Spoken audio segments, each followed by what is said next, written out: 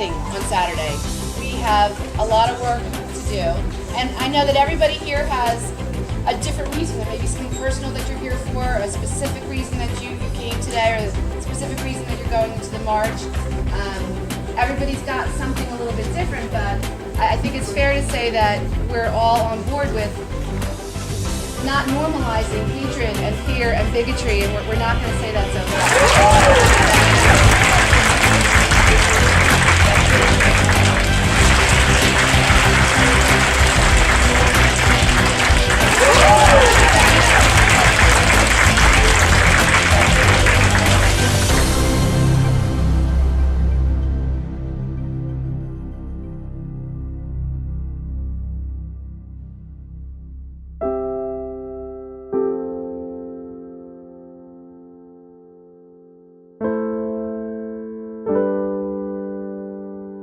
Went to bed with a feeling of dread and woke up feeling absolutely aghast.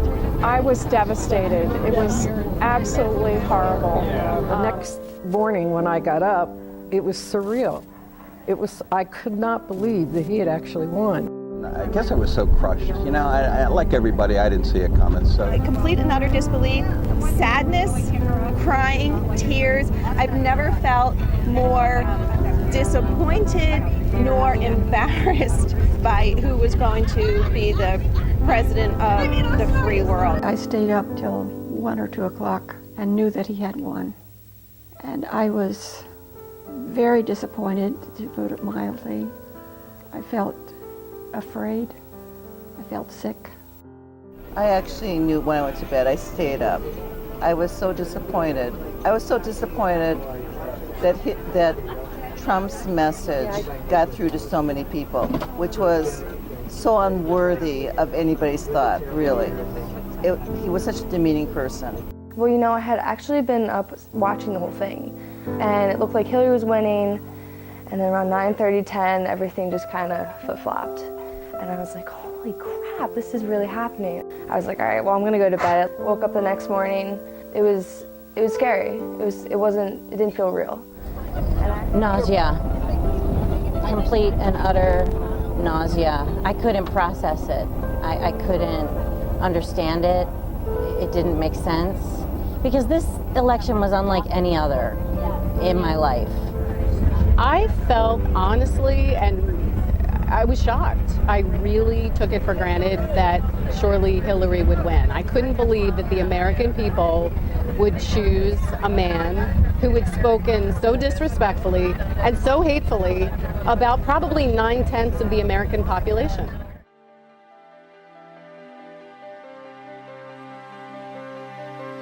I'm 65 years old, so I've gone through the 60s and the 70s and the 80s and the 90s, all the way up the board, and I just kind of went, you know, all the things that I fought for in my youth and in my 20s and my 30s when I had children, I just went, you know what, is this all for naught? Is this all just going to reverse in my lifetime? And I just went, no. Time after the election, it was just so many days I just sat there and said, oh my God, he's going to change this, he's going to screw this up. And I just, every day was just, I swear it was every day that this would go through my head, and I said, well, I got to do something. I didn't watch the news for a long time, so now I'm coming back slowly, and this is, I think, a push to get me back engaged, and I thought it was important to do. Then I had a moment of rage that came on by a very patronizing, uninformed comment I saw on Facebook that then sent me into being more of an activist. So now I'm trying to make a difference because I can't believe what happened. I remember coming to work and telling Kelly that I need to get more involved. I can't sit back and let this happen. If I feel this strongly about this and not to do anything, shame on me. I belong to this women's organization here in Chester County, the Chester County Democratic Women's Leadership Initiative. And right away after the election, we decided we were going to get buses and take a group to down to Washington for the march.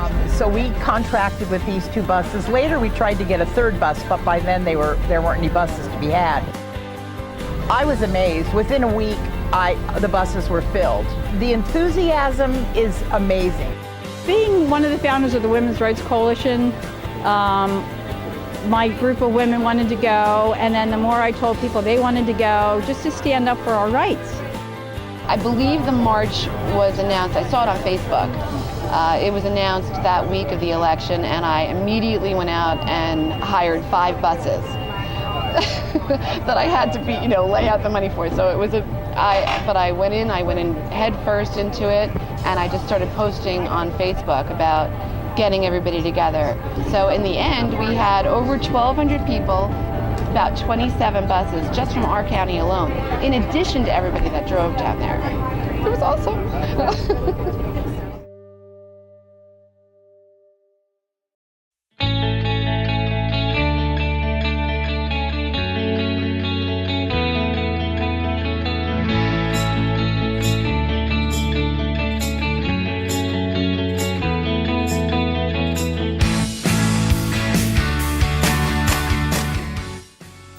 I thought our country had come farther. I thought we had moved beyond the stereotypes and the discrimination towards women. I decided to march for a few reasons. One, I think I'm marching for my grandmothers who are no longer alive today, that marched for me so that I have this opportunity in my life today, so I have the opportunities I do. And I was concerned about the future of our country. That was the other reason I marched. I felt very threatened. I'm a women's health nurse practitioner, and I felt so very touched by the plight that was going to place on my patients. And just being a woman in general, I felt just so insulted by the way he had spoken about women, and I have a daughter who's 12, and so there were so many reasons that I felt like I wanted to kind of stand up and say something about it. I don't have some of the problems that these people have. So I'm marching for them. Even if he's politically incorrect and he can be outspoken, but I don't think anybody who is outspoken about molesting females or women should be elected as a president. For women's rights and equality for women, that's something that I deeply care about. That's the reason why I'm on the march today. I've sat on hospital boards for the last 18 years. The hospital that I've been on the board of, it's a foundation that charitable care is a big part of our mission. And over the years, we've seen that being helped by the Affordable Care Act. And now it's in jeopardy, and I am very worried. I want to be a part of a group of people that have the same concerns. The people that are worried about affordable care, women's issues, justice. I think it's important that we have a big presence to express that the majority of the country would like to keep democracy in place rather than dismantled, because that's where I see the biggest risk, that within a short period of time you can dismantle the structure of a democracy, and we need to keep the discussion about all the issues economically and socially alive and just give voice to this today. I'm marching to be in solidarity with women, to raise our voices, to be heard. And I also feel that by coming together, we speak not only for women's rights, but for human rights. Because the fact is, if any of us are threatened, all of us are threatened. Do not kid yourself. Somebody who goes after somebody else for being powerless in whatever way they might be will go after anybody else. I march for my students. My students in the major become teachers, so I know that they'll be dealing with even more children in their careers. And so I'm marching for them. I'm marching to honor my grandmother, who raised 4 children on her own, and who raised me as well. This is going to be a historical event. I mean, people will talk about this. This is something that I am honored to have been a part of. At the very least, it sends a message, and it wasn't a message that I felt that I could sit silently by when so many people who had so fewer opportunities that I did growing up. I was a very blessed child growing up. I had every opportunity given to me, and I used it. And there are people who don't have that marched. And I mean, I had no right to sit idly by while other people were fighting for every single right that had come so easily for me.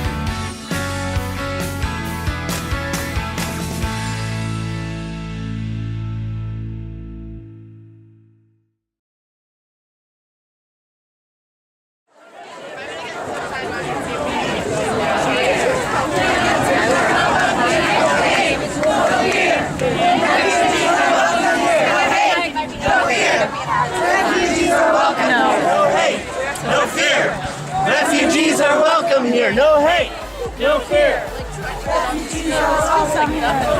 We're able to say whatever we want to say. And I hope to God that we keep on having that ability to keep on saying what we want to say. I think now is the time for action. We can't just talk. And he talked about the reporter, you know, oh no, that didn't happen, and I know what I saw. We all know what we're seeing, we all know what we're hearing. As an educator, it's baffling to me. You know, in what world did you learn, ignore what you're seeing and hearing and come up with a whole different explanation?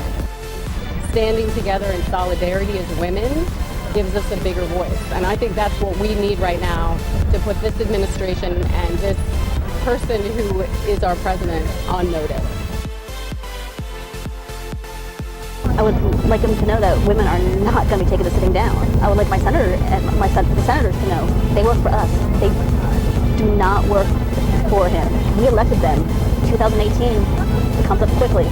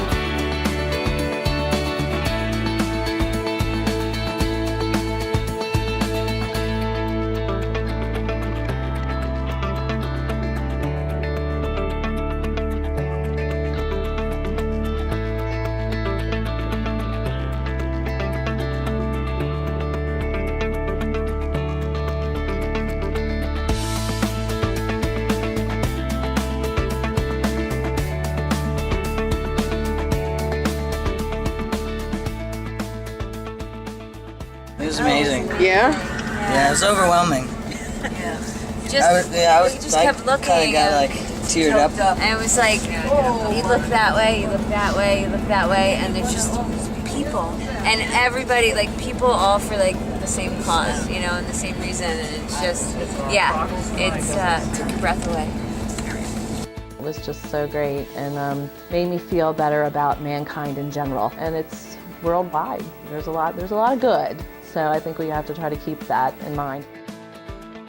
There's so many people. You couldn't, the colors, the different colors that I saw, the signs and the different colors of people, and there were guys there too, and kids, and like there were a whole bunch of different people there, and it was really cool. It was awesome. It was really cool to be a part of. They weren't expecting that many people, which was really cool. This is the most people I've seen in one spot ever. And everywhere you stood, you just had to stop and you just spoke to the people next to you. They were just so kind. They just want the best for humanity. They want everyone to have a wonderful, free, peaceful life. I just loved it. I was so moved.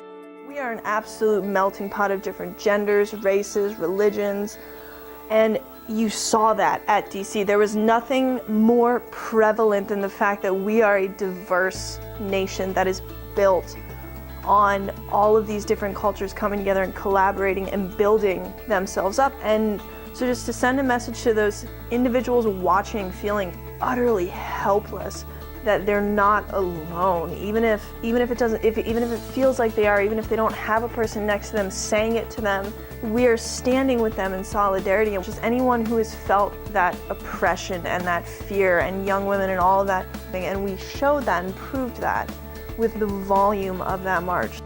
The marchers themselves couldn't have been greater. Everybody was considerate of everybody else. There were babies and small children, a few men, families. People took an interest in me because I was sitting in a wheelchair, and a few would come up and touch me and say, "I'm glad you're here." I was there, and I'm glad I was there, and I'm so proud of the women especially, but everybody who was there. We came here to stand for what's right and to say what Trump is saying is wrong. And that's what we did.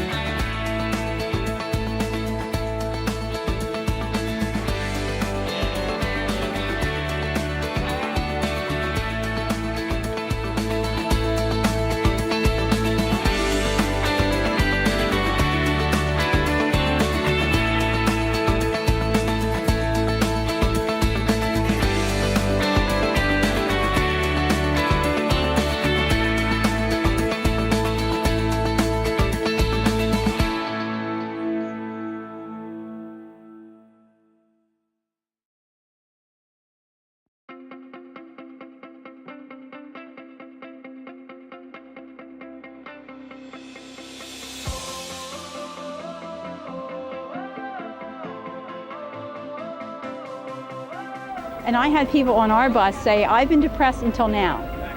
I've been depressed and now I have this fire lit under me and I am going to write postcards and I am going to call my congressmen and my senators and my state reps." So people are really, and people that were watching it that couldn't go told me, "I watched you on TV with all those women and now I'm excited again." So there's a newfound power out there for us and we're going to go with it. If you want to change the future of our country, We need to participate in the political process. Just as President Obama suggested, pick up a clipboard, run for office, support someone who's running for office, actively petition your congresspeople, tell them what's on your mind. They represent you.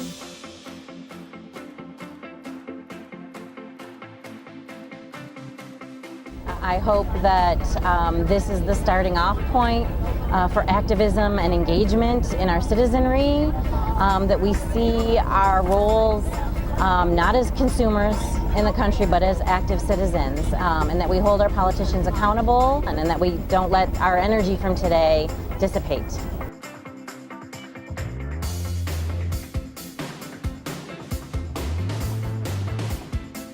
I want to quote a friend of mine who said, when your child is hijacked, you don't just say, well, okay. You don't settle for that. You run after the guy who hijacked to get your child back. And that's how I understand this march, that we give voice to the fact that we don't give up and want to do something for change. I think for women in general, there was a level of complacency, and I think we turned our power over to Hillary, asking her to do much more than she was capable of as one person, and I think this march really demonstrates what we can do as a whole, and I think the unification of women again, standing up, having a voice, holding our voice, and speaking out. I'm not going to sit by and watch my country turn into an authoritarian state. I'm not going to have it. I'm hopeful that we will get ourselves organized well enough that we take this back. That we can affect change, that this is not what we stand for, and that we are here in solidarity to tell our families, the world, our government, everybody, that this is the way we want our world to be.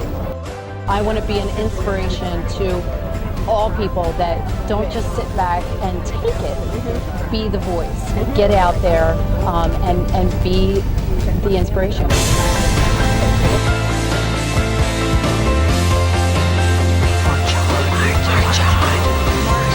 March on. March on. March on. March on. March on.